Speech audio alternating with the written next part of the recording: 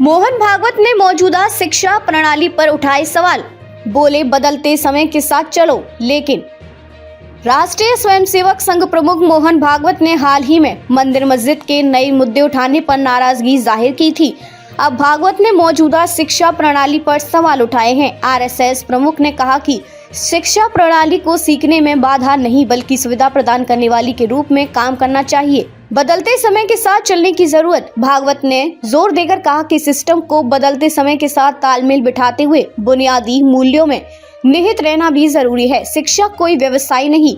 बानेर में लोक सेवा ई स्कूल का उद्घाटन करने के दौरान बोलते हुए आरएसएस प्रमुख ने इस बात पर जोर दिया कि शिक्षा कोई व्यवसाय नहीं है बल्कि अच्छे इंसान बनाने का एक व्रत है। शिक्षा प्रणाली को सीखने में बाधा नहीं बल्कि सुविधा प्रदान करने वाली के रूप में काम करना चाहिए।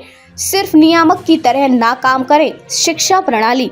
मोहन भागवत ने कहा कि शिक्षा प्रणाली को केवल नियामक के रूप में काम करने के बजाय छात्रों को सशक्त बनाने के साधन के रूप में काम करना चाहिए। उन्होंने कहा कि शिक्षा प्रणाली को सुचारू संचालन सुनिश्चित करने पर केंद्रित होनी चाहिए कि क्या करें और क्या ना करें। लागू करने पर राष्ट्रीय शिक्षा नीति की सराहना करते हुए आरएसएस प्रमुख ने कहा कि इसे भले ही हाल ही में पेश किया गया हो, लेकिन इस तरह की प्रणाली के लिए चर्चा कई वर्षों से चल रही है।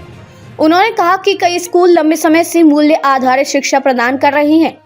उन्होंने कहा कि नई शिक्षा प्रणाली पूरी तरह से लागू की जाएगी और ये देश को वांछित सपने की ओर ले जाएगी। उन्होंने कहा कि हमें समय के अनुसार खुद को बदलने की जरूरत है, लेकिन ऐसा करते समय हमें यह सुनिश्चित करना होगा कि हम अपने मूल मूल्यों से जुड़े रहें।